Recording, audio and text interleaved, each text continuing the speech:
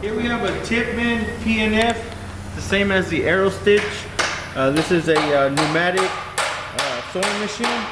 So the first thing we're going to show you is down here we have the foot pedals, and the first foot pedal that controls the part that lifts up so you can put your material in. And the second pedal, that's your needle. The needle can be adjusted. That'll slow it down right there.